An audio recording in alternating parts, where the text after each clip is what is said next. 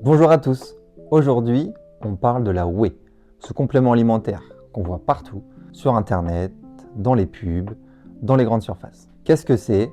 Est-ce qu'on en a vraiment besoin? À qui sert-elle? Est-ce qu'elle a des avantages, des inconvénients? Je vais essayer de répondre au maximum de questions.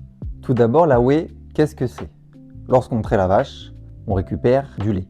Ce lait contient 80% de caséine et 20% de lactosérum. C'est ce lactosérum, une fois qu'il va être filtré et déshydraté, on va récupérer une poudre qu'on appelle la whey. Grossièrement, avant on disait que c'était un déchet, s'il était jeté.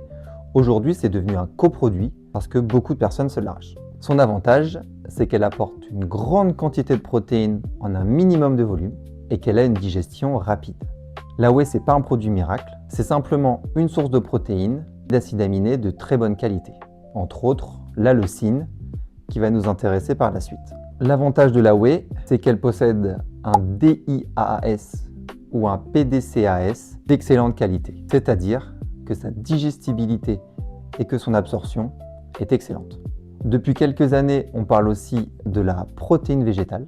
Elle peut être équivalente à la whey si sa composition permet un aminogramme correct. Souvent, on va mixer deux protéines, des protéines de riz qui a un point faible sur un acide aminé avec une autre protéine, souvent de pois, qui a un autre point faible sur un autre acide aminé. Donc l'association des deux permet d'avoir un aminogramme parfait, au moins très correct. Ensuite, à qui sert-elle? À l'origine, la whey, ou comme l'ensemble des compléments alimentaires, était destinée aux sportifs de haut niveau afin d'obtenir des grandes quantités de protéines sans manger des kilos de nourriture. Aujourd'hui, en tant que diététicien, il m'arrive de recommander de la whey à mes patients.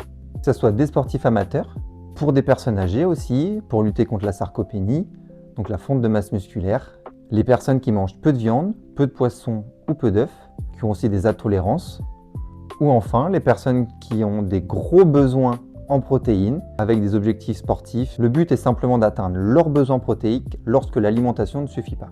Comment consommer la whey?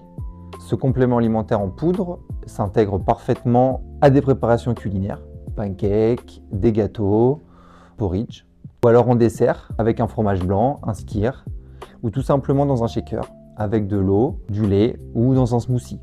En général, la posologie est indiquée, donc une scoop va apporter 20 à 30 grammes de matière, autour de 15 à 20 grammes de protéines, selon les whey évidemment. Sur le marché, on peut trouver plusieurs types de whey. La whey concentrée, isolate, la whey native. La dernière type de whey est la whey hydrolysée. Ensuite, vous allez me dire, mais Maxime, quand est-ce que je dois prendre la protéine? Alors tout d'abord, contrairement à une idée reçue, il n'est pas indispensable de prendre son shaker dans les 30 minutes après son entraînement. La fenêtre métabolique n'est pas une vérité, c'est même plutôt un mythe. Les études récentes ont montré que la synthèse protéique après un effort en résistance reste stimulée plusieurs heures après. Le plus important, c'est la quantité et la qualité des protéines prises sur sa journée. On recommande autour de 20 à 40 grammes de protéines par prise alimentaire. Pour terminer, existe-t-il des risques?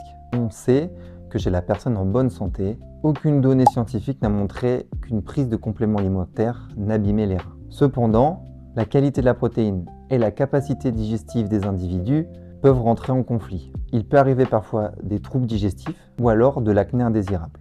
En revanche, on déconseille fortement la prise de whey chez les personnes atteintes d'insuffisance rénale avancée.